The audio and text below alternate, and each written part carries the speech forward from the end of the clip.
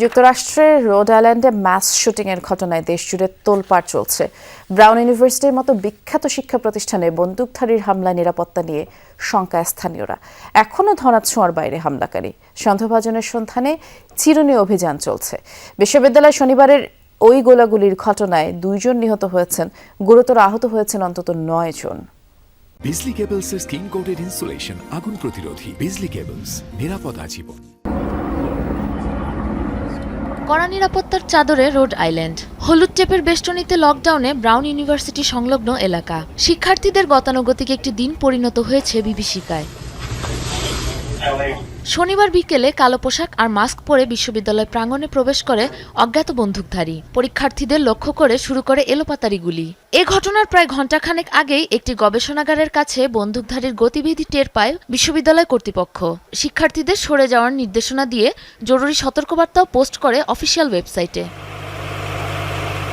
তবে নিরাপত্তা বাহিনীর ব্যবস্থা নেওয়ার আগেই অপ্রত্যাশিত হামলায় হয় হতাহতের ঘটনা। পালাতেও সক্ষম হয় বন্দুকধারী।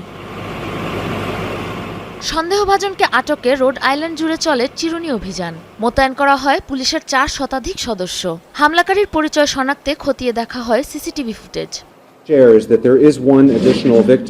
উদ্ধার করা সিসিটিভি ফুটেজে সন্দেহভাজন ব্যক্তিকে ভবন থেকে বের হতে দেখা গেছে। আমরা ক্যাম্পাসের সবগুলো নিরাপত্তা ক্যামেরার ফুটেজ ভালোমতো খতিয়ে দেখছি। মুখোশধারীর পরিচয় বের করতে তদন্ত চলছে।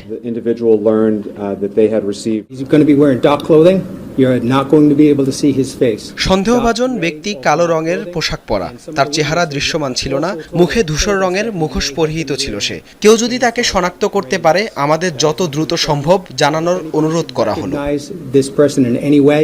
অনাকাঙ্ক্ষিত ঘটনায় শোক প্রকাশ করেছেন মার্কিন president Donald Trump, vice president JD Vance, ক্যালিফোর্নিয়ার গভর্নর গ্যাভিন নিউসম সহ আরও অনেকে।